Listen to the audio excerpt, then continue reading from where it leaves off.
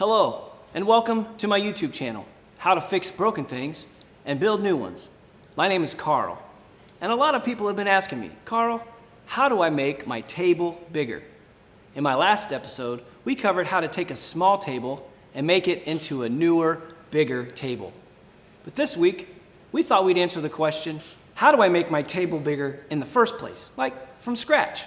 So I'm here with my friend Tully, who's making a big table. Tully, this is a really big table. This is a big table. How big is this table? So the table is approximately 4.5 feet wide and it's 14 foot 6 long. So how did you get all these boards to stick together, like with some pretty good glue, or? Yeah, pretty good glue. It's just 2 pieces of wood that are joined together in the middle. So this is just 2 pieces of wood. Yes.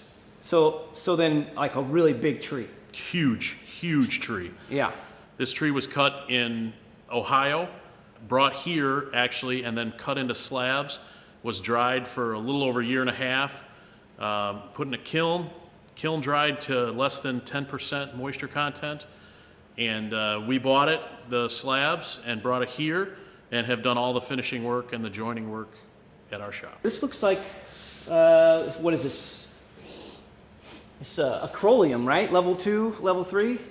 Well, that might be what you call it, but okay. We call it black walnut. Of course, where right. we're from. Good This job. is what Good we job. call live edge black walnut. Live edge black walnut, yeah. Which is exactly right. Very good. And it's probably looks like about 37 years old. Yeah. About. I would say this tree was in the 200 to 220 years old range. At least. So that's good job. So, all right, I noticed a couple other things. You made a pretty artistic choice here.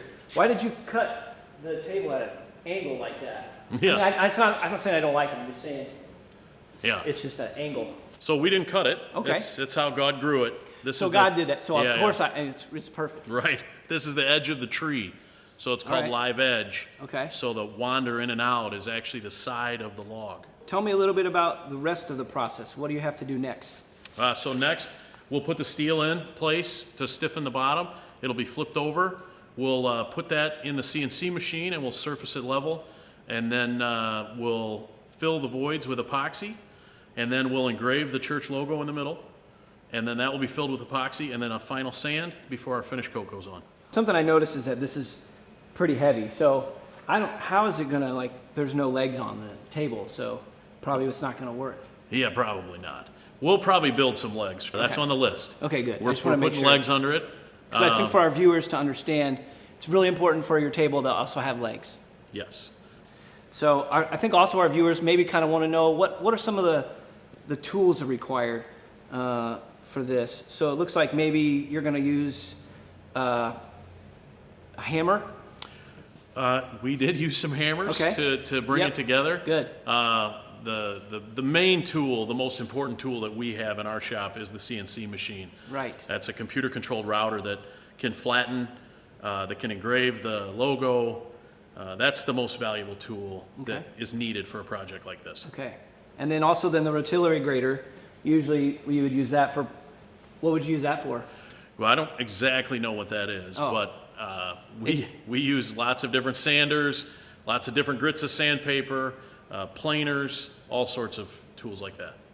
Now, if you're asking, how do I make my table bigger? But you mean it metaphorically, like how do I make room in my life for more people? I bet you there's a lot of people out there that could answer that for you. So, and we'll see you next time on our show, How to Fix Broken Things and Build New Ones. My name is Carl. Oh, and this Tully. He's here too. Thanks for having me.